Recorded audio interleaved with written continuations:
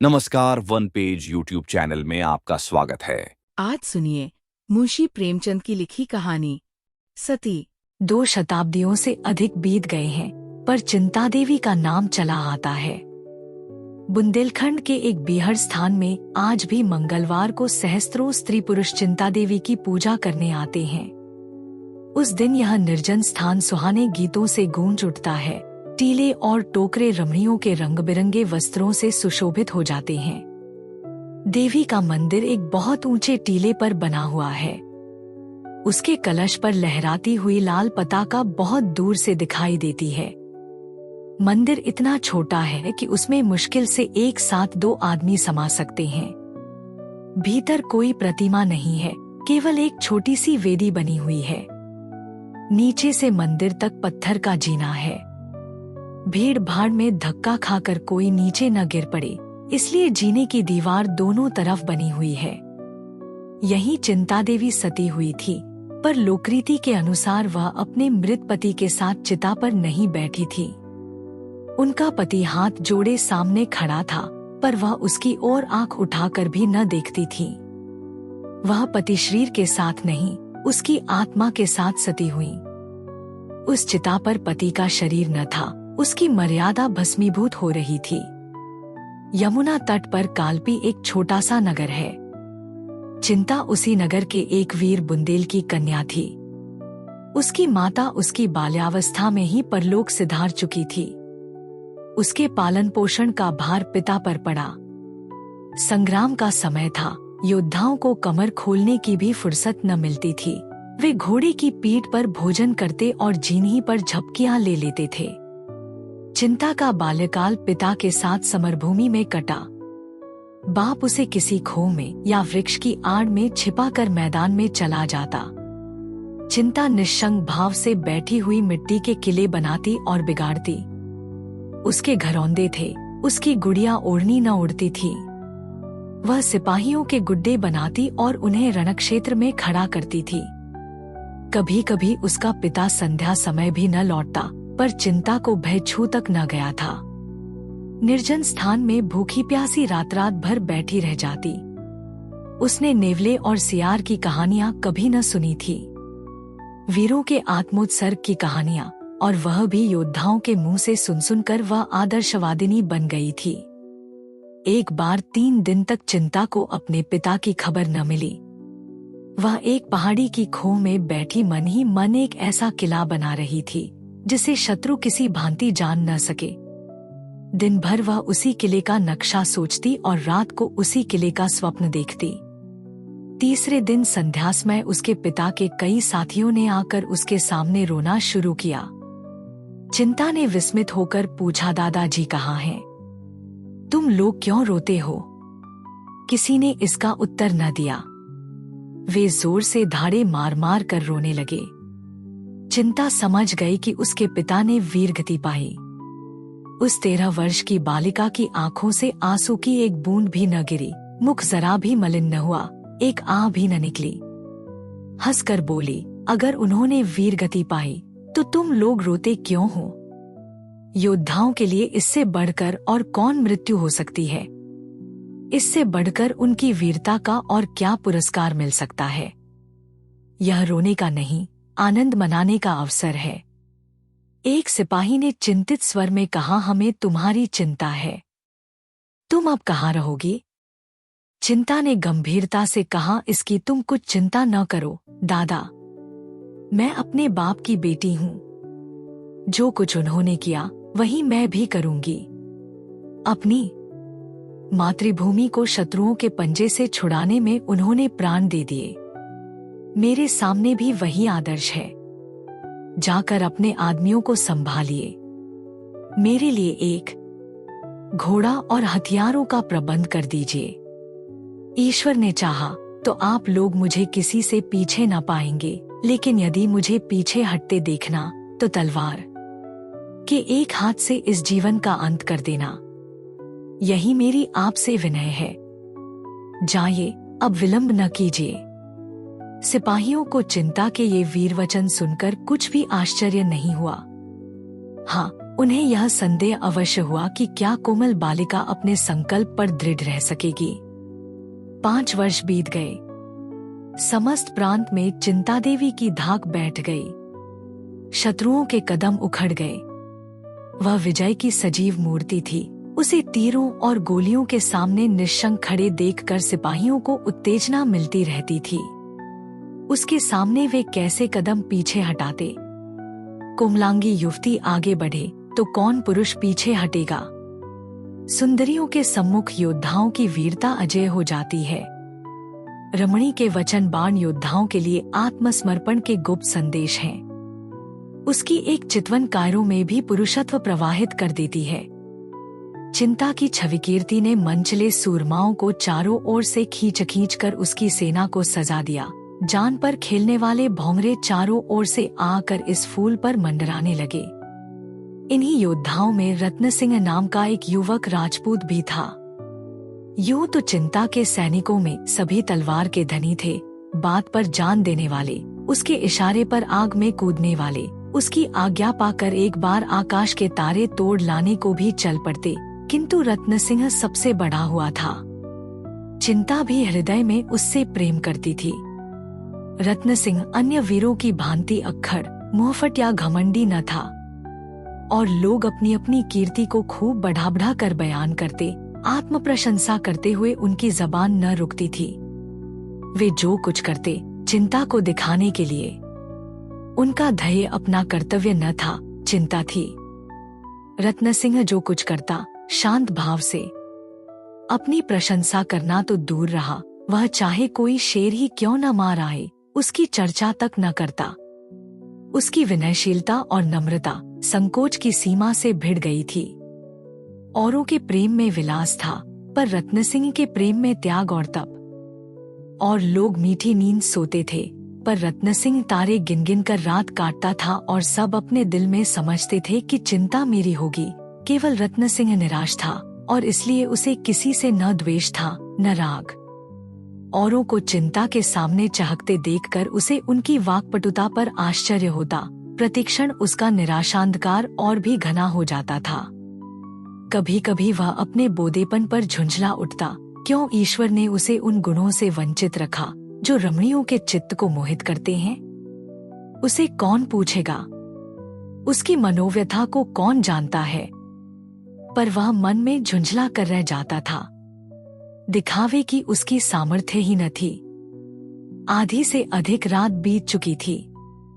चिंता अपने खेमे में विश्राम कर रही थी। सैनिक गण भी कड़ी मंजिल मारने के बाद कुछ खा पीकर गाफिल पड़े हुए थे। आगे एक घना जंगल था। जंगल के उस पार शत्रुओं का एक दल डेरा डाले पड़ा था। चिंता उसके आने की खबर पाकर भागा भाग चली आ रही थी। उसने प्रातः काल शत्रुओं पर धावा करने का निश्चय कर लिया था। उसे विश्वास था कि शत्रुओं को मेरे आने की खबर न होगी, किंतु यह उसका भ्रम था। उसी की सेना का एक आदमी शत्रुओं से मिला हुआ था। यहाँ की खबरें वहां नित्य पहुंचती रहती थी। उन्होंने चिंता से निश्चिंत होने के लिए एक षड्यंत्र रच रखा था। उसकी गुप्त हत्या करने के लिए 3 साहसी सिपाहियों को नियुक्त कर दिया था। वे तीनों ही पशुओं की भांति दबेपाव जंगल को पार करके आए और वृक्षों की आड़ में खड़े होकर सोचने लगे कि चिंता का खेमा कौन सा है। सारी सेना बेखबर सो रही थी। इससे उन्हें अपने कार्य की सिद्धि में लेशमात्र संदेह न था। वे वृक्षों की आड़ से निकले और जमीन पर मगर की तरह रेंगते हुए चिंता के खेमे की ओर चले।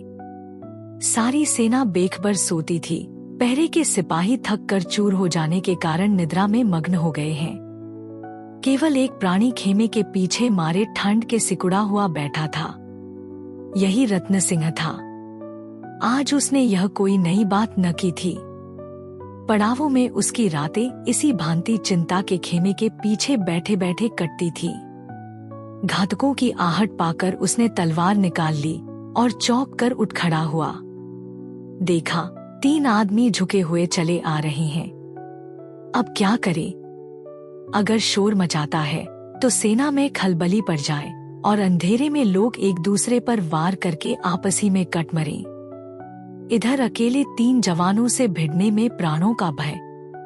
अधिक सोचने का मौका न था। उसमें योद्धाओं की अविलंब निश्चय कर लेने की शक्ति थी। तुरंत तलवार खींच ली और उन तीनों पर टूट पड़ा। कई मिनट तक तलवारें छपाछप चलती रहीं। फिर सन्नाटा छा गया। उधर वे तीनों आहत होकर गिर पड़े, इधर यह भी जख्मों से चूर होकर अचेत हो गया। प्रात काल चिंता उठी तो चारों जवानों को भूमि पर पड़े पाया। उसका कलेजा धाक से हो गया। समीप जाकर देखा, तीनों आक्रमणकारियों के प्राण निकल चुके थे, पर रत्न सिंह की सांस चल रही थी। सारी घटना समझ में आ गई। नारीत्व ने वीरत्व पर विजय पाई। जिन आंखों से पिता की मृत्यु पर आंसू की एक बूंद भी न गिरी थी, उन्हीं आंखों से आंसुओं की झड़ी लग गई। उसने रत्न सिंह का सिर अपनी जांघ पर रख लिया और हृदयांगन में रचे हुए स्वयंवर में उसके गले में जयमाल डाल दी। महीने भर न रत्न सिंह की आंखें खुली और न चिंता की आंखें बंद हुईं। चिंता उसके पास से एक क्षण के लिए भी कहीं न जाती। न अपने इलाके की परवाह थी, न शत्रुओं के बढ़ते चले आने की फिक्र। रत्न सिंह पर वह अपनी सारी विभूतियों का बलिदान कर चुकी थी। पूरा महीना बीत जाने के बाद रत्न सिंह की आंखें खुली।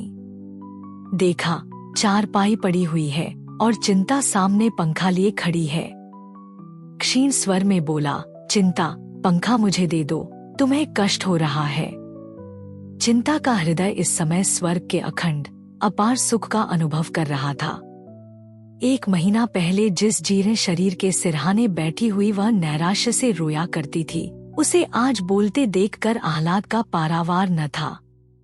उसने स्नेहमधुर स्वर में कहा, प्राणनाथ, यदि यह कष्ट है तो सुख क्या है, मैं नहीं जानती। प्राणनाथ, इस संबोधन में विलक्षण मंत्र की सी शक्ति थी। रत्न सिंह की आंखें चमक उठीं। जीर्ण मुद्रा प्रदीप्त हो गई। नसों में एक नए जीवन का संचार हो उठा और वह जीवन कितना स्फूर्तिमय था। उसमें कितना उत्साह, कितना माधुर्य, कितना उल्लास और कितनी करुणा थी। रत्न सिंह के अंगांग फड़कने लगे। उसे अपनी भुजाओं में अलौकिक पराक्रम का अनुभव होने लगा। ऐसा जान पड़ा मानो वह सारे संसार को सर कर सकता है, उड़कर आकाश पर पहुंच सकता है, पर्वतों को चीर सकता है। एक क्षण के लिए उस ऐसी तृप्ति हुई मानो उसकी सारी अभिलाषाएं पूरी हो गई हैं और वह किसी से कुछ नहीं चाहता। शायद शिव को सामने खड़ा देखकर भी वह मुंह फेर लेगा, कोई वरदान न मांगेगा।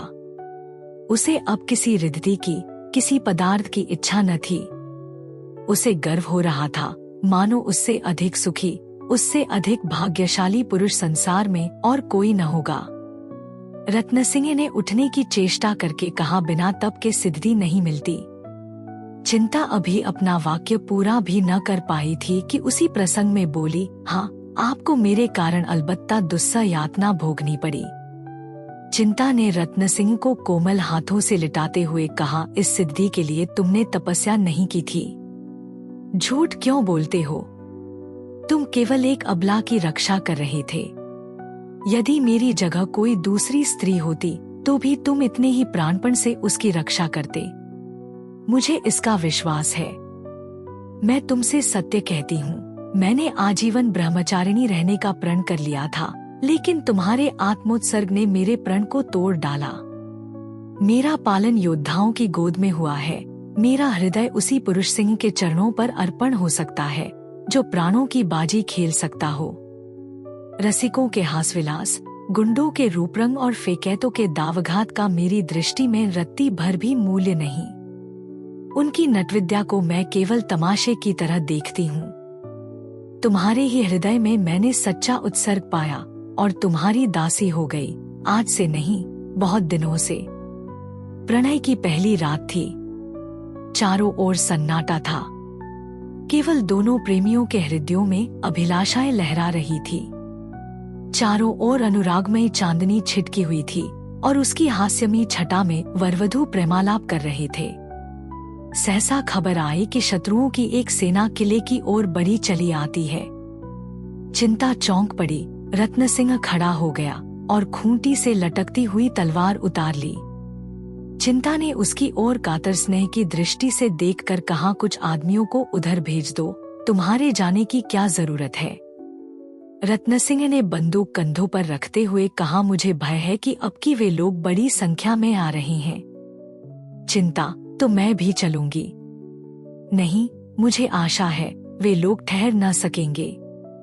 मैं एक ही धावे में उनके कदम उखाड़ दूंगा। यह ईश्वर की इच्छा है कि हमारी प्रणयरात्रि विजयरात्रि हो।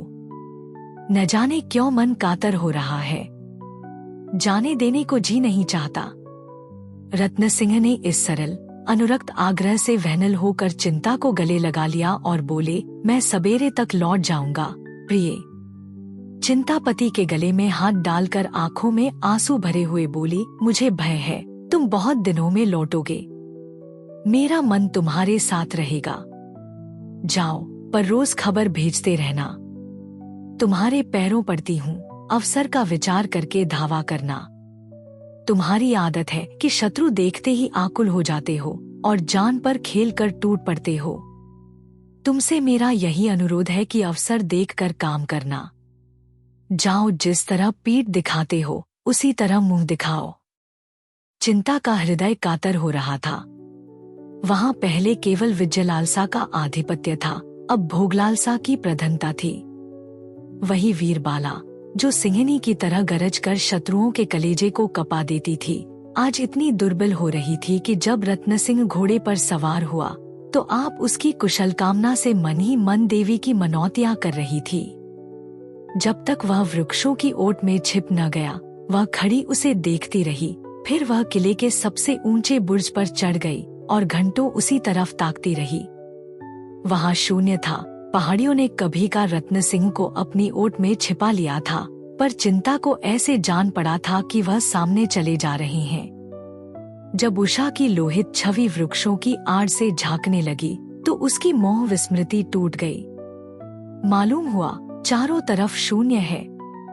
वह रोती हुई बुर्ज से उतरी और शैया पर मुंह ढांप कर रोने लगी। रत्न सिंह के साथ मुश्किल से 100 आदमी थे, किंतु सभी मंजे हुए, अवसर और संख्या को तुच्छ समझने वाले, अपनी जान के दुश्मन। वीरोल्लास से भरे हुए, एक वीर रसपूर्ण पद गाते हुए घोड़ों को बढ़ाए चले जाते थे। बाकी तेरी पाक सिपाही, इसकी रखना लाज। तेगतवर कुछ काम न आवे, बख्तर ढाल व्यर्थ हो जावे। रखियो मन में लाग, सिपाही बाकी तेरी पाग, इसकी रखना लाज। पहाड़ियां इन वीरस्वरों से गूंज रही थी, घोड़ों की टाप ताल दे रही थी। यहाँ तक कि रात बीत गई, सूर्य ने अपनी लाल आंखें खोल दी और इन वीरों पर अपनी स्वर्णष्टा की वर्षा करने लगा। वहीं रक्तमय प्रकाश में शत्रुओं की सेना एक पहाड़ी पर पड़ाव डाले हुए नजर आई। रत्न सिंह सिर झुकाए, वियोग व्यथित हृदय को दबाए, मंद गति से पीछे पीछे चला जाता था। कदम आगे बढ़ता था पर मन पीछे हटता। आज जीवन में पहली बार दुश्चिंताओं ने उसे आशंकित कर रखा था। कौन जानता है लड़ाई का अंत क्या होगा। जिस स्वर्ग सुख को छोड़कर वह आया था, उसकी स्मृतियां रह रह कर उसके हृदय को महसूस रही थी। चिंता की सजल आंखें याद आती थी और जी चाहता था घोड़े की रास पीछे मोड़ दें। प्रतिक्षण रणोत्साह क्षीण होता जाता था। सहसा एक सरदार ने समीप आकर कहा, भैया यह देखो, ऊंची पहाड़ी पर शत्रु डेरे डाले पड़े हैं। तुम्हारी अब क्या राय है। हमारी तो यह इच्छा है कि तुरंत उन पर धावा कर दें। गाफिल पड़े हुए हैं, भाग खड़े होंगे। देर करने से वे भी संभल जाएंगे और तब मामला नाजुक हो जाएगा। 1000 से कम न होंगे। रत्न सिंह ने चिंतित नेत्रों से शत्रुदल की ओर देखकर कहा, हाँ मालूम तो होता है। सिपाही, तो धावा कर दिया जाए न। रत्न, जैसी तुम्हारी इच्छा। संख्या अधिक है, यह सोच लो। सिपाही, इसकी परवाह नहीं। हम इससे बड़ी सेनाओं को परास्त कर चुके हैं। रत्न, यह सच है, पर आग में कूदना ठीक नहीं। सिपाही, भैया तुम कहते क्या हो। सिपाही का तो जीवन ही आग में कूदने के लिए है। तुम्हारे हुक्म की देर है फिर हमारा जीवन देखना। रत्न, अभी हम लोग बहुत थके हुए हैं, जरा विश्राम कर लेना अच्छा है। सिपाही, नहीं भैया, उन सबों को हमारी आहट मिल गई तो गजब हो जाएगा। रत्न, तो फिर धावा ही कर दो। एक क्षण में योद्धाओं ने घोड़ों की बागें उठा दी और अस्त्र संभाले हुए शत्रु सेना पर लपके, किंतु पहाड़ी पर पहुंचते ही इन लोगों ने उसके विषय में जो अनुमान किया था वह मिथ्या था। वह सजग ही न थे, स्वयं किले पर धावा करने की तैयारियां भी कर रहे थे। इन लोगों ने जब उन्हें सामने आते देखा तो समझ गए कि भूल हुई, लेकिन अब सामना करने के सिवा चारा ही क्या था। फिर भी वे निराश न थे। रत्न सिंह जैसे कुशल योद्धा के साथ इन्हें कोई शंका न थी। वह इससे भी कठिन अवसरों पर अपने रणकौशल से विजय लाभ कर चुका था। क्या आज वह अपना जौहर न दिखाएगा? सारी आंखें रत्न सिंह को खोज रही थीं, पर उसका वहां कहीं पता न था।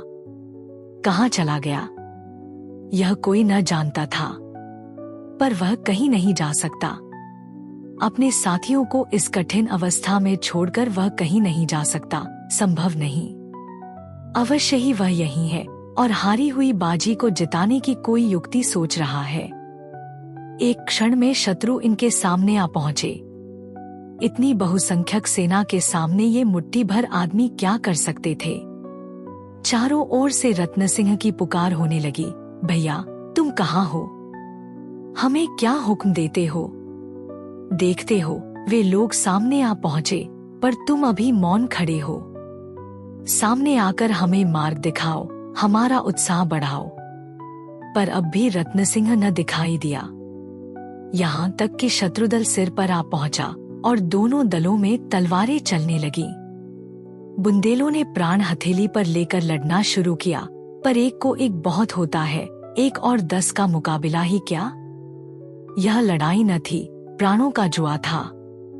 बुंदेलों में निराशा का अलौकिक बल था। खूब लड़े, पर क्या मजाल की कदम पीछे हटें। उनमें अब जरा भी संगठन न था, जिससे जितना आगे बढ़ते बढ़ा। अंत क्या होगा इसकी किसी को चिंता न थी। कोई तो शत्रुओं की सफेद चीरता हुआ सेनापति के समीप पहुंच गया, कोई उनके हाथी पर चढ़ने की चेष्टा करते मारा गया। उनका अमानुषिक साहस देखकर शत्रुओं के मुंह से भी वाह वाह निकलती थी, लेकिन ऐसे योद्धाओं ने नाम पाया है, विजय नहीं पाई। 1 घंटे में रंगमंच का पर्दा गिर गया, तमाशा खत्म हो गया।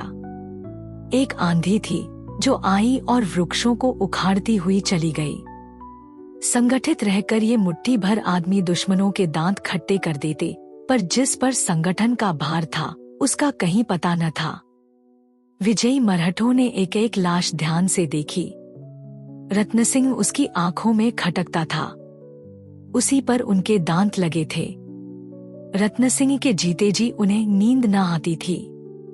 लोगों ने पहाड़ी की एक एक चट्टान का मंथन कर डाला, पर रत्न न हाथ आया। विजय हुई, पर अधूरी। चिंता के हृदय में आज न जाने क्यों भांति भांति की शंकाएं उठ रही थी। वह कभी इतनी दुर्बल न थी। बुंदेलों की हार ही क्यों होगी, इसका कोई कारण तो वह न बता सकती थी, पर यह भावना उसके विकल हृदय से किसी तरह न निकलती थी। उस अभागिन के भाग्य में प्रेम का सुख भोगना लिखा होता तो क्या बचपन ही में मां मर जाती, पिता के साथ वन वन घूमना पड़ता, खोहों और कंदराओं में रहना पड़ता। और वह आश्रय भी तो बहुत दिन न रहा। पिता भी मुंह मोड़ कर चल दिए। तब से उसे एक दिन भी तो आराम से बैठना नसीब न हुआ। विधाता क्या अब अपना क्रूर कौतुक छोड़ देगा? आह! उसके दुर्बल हृदय में इस समय एक विचित्र भावना उत्पन्न हुई। ईश्वर उसके प्रियतम को आज सकुशल लाए तो वह उसे लेकर किसी दूर के गांव में जा बसेगी। पतिदेव की सेवा और आराधना में जीवन सफल करेगी। इस संग्राम से सदा के लिए मुंह मोड़ लेगी। आज पहली बार नारीत्व का भाव उसके मन में जागृत हुआ। संध्या हो गई थी। सूर्य भगवान किसी हारे हुए सिपाही की भांति मस्तक झुकाते कोई आड़ खोज रहे थे। सहसा एक सिपाही नंगे सिर, पांव निरस्त्र उसके सामने आकर खड़ा हो गया। चिंता पर वज्रपात हो गया। एक क्षण तक मरमाहत सी बैठी रही, फिर उठकर घबराई हुई सैनिक के पास आई और आतुर स्वर में पूछा, कौन कौन बचा? सैनिक ने कहा, कोई नहीं, कोई नहीं, कोई नहीं। चिंता सिर पकड़कर भूमि पर बैठ गई। सैनिक ने फिर कहा, मरहटे समीपा पहुंचे, समीपा पहुंचे, बहुत समीप। तो तुरंत चिता तैयार करो, समय नहीं है। अभी हम लोग तो सिर कटाने को हाजिर ही हैं। तुम्हारी जैसी इच्छा। मेरे कर्तव्य का तो यही अंत है। किला बंद करके हम महीनों लड़ सकते हैं, तो जाकर लड़ो। मेरी लड़ाई अब किसी से नहीं। एक और अंधकार प्रकाश को पैरों तले कुचलता चला आता था, दूसरी ओर विजयी मरहटे लहराते हुए खेतों को और किले में चिता बन रही थी। ज्यों ही दीपक जले, चिता में भी आग लगी।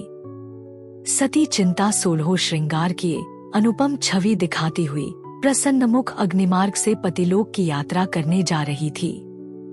चिता के चारों ओर स्त्री और पुरुष जमा थे। शत्रुओं ने किले को घेर लिया है, इसकी किसी को फिक्र न थी। शोक और संतोष से सबके चेहरे उदास और सिर झुके हुए थे। अभी कल इसी आंगन में विवाह का मंडप सजाया गया था। जहां इस समय चिता सुलग रही है, वहीं कल हवन कुंड था। कल भी इसी भांति अग्नि की लपटें उठ रही थी, इसी भांति लोग जमा थे। पर आज और कल के दृश्यों में कितना अंतर है। हाँ, स्थूल नेत्रों के लिए अंतर हो सकता है, पर वास्तव में यह उसी यज्ञ की पूर्णाहुति है, उसी प्रतिज्ञा का पालन है। सहसा घोड़े की टापों की आवाजें सुनाई देने लगी। मालूम होता था कोई सिपाही घोड़े को सरपट भगाता चला आ रहा है। एक क्षण में टापों की आवाज बंद हो गई और एक सैनिक आंगन में दौड़ा हुआ आ पहुंचा। लोगों ने चकित होकर देखा, यह रत्न सिंह था। रत्न सिंह चिता के पास जाकर हाफता हुआ बोला, प्रिय, मैं तो अभी जीवित हूँ, यह तुमने क्या कर डाला? चिता में आग लग चुकी थी। चिंता की साड़ी से अग्नि की ज्वाला निकल रही थी। रत्न सिंह उन्मत्त की भांति चिता में घुस गया और चिंता का हाथ पकड़कर उठाने लगा।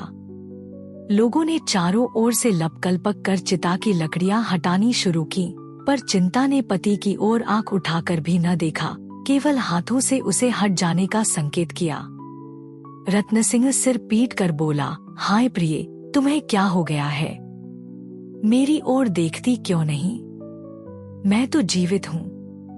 चिता से आवाज आई, तुम्हारा नाम रत्न सिंह है, पर तुम मेरे रत्न सिंह नहीं हो। तुम मेरी तरफ देखो तो मैं ही तुम्हारा दास, तुम्हारा उपासक, तुम्हारा पति हूँ। मेरे पति ने वीरगति पाई। हाय, कैसे समझाऊं? अरे लोगों, किसी भांति अग्नि शांत करो। मैं रत्न सिंह ही हूँ। प्रिय, क्या तुम मुझे पहचानती नहीं हो? अग्निशिखा चिंता के मुख तक पहुंच गई। अग्नि में कमल खिल गया। चिंता स्पष्ट स्वर में बोली, खूब पहचानती हूँ। तुम मेरे रत्न सिंह नहीं। मेरा रत्न सिंह सच्चा शूर था। वह आत्मरक्षा के लिए, इस तुच्छ देह को बचाने के लिए अपने क्षत्रिय धर्म का परित्याग न कर सकता था। मैं जिस पुरुष के चरणों की दासी बनी थी, वह देवलोक में विराजमान है। रत्न सिंह को बदनाम मत करो। वह वीर राजपूत था, रणक्षेत्र से भागने वाला कायर नहीं। अंतिम शब्द निकले ही थे कि अग्नि की ज्वाला चिंता के सिर के ऊपर जा पहुंची।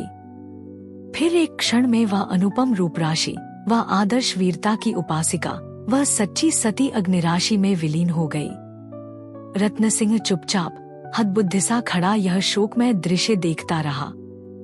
फिर अचानक एक ठंडी सांस खींचकर उसी चिता में कूद पड़ा। अगर आपको यह कहानी पसंद आई तो सब्सक्राइब करें और बेल आइकन दबाएं। अपने सुझाव कमेंट बॉक्स में बताएं। अगली कहानी तक शब्दों की दुनिया में डूबे रहे। धन्यवाद।